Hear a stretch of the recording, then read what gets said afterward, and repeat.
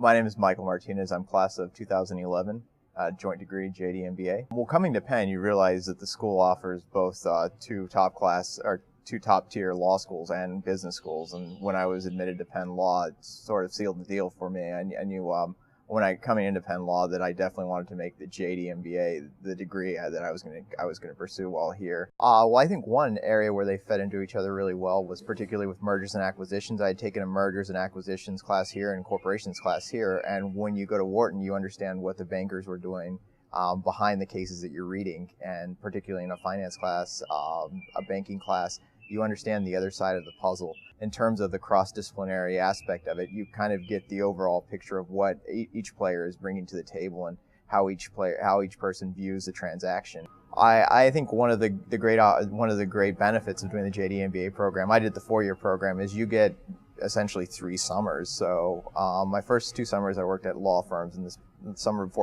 last summer I worked at an investment bank and was able to gauge both professions to understand what went into banking and what goes into law.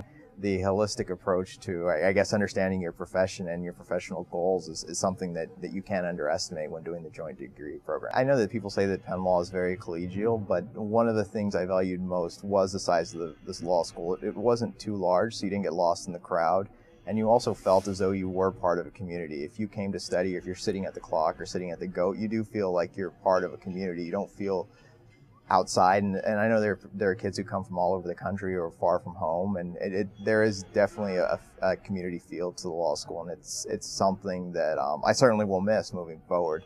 But it's something special here about Penn Law, and I think the more time you spend here, the more you grow to appreciate that.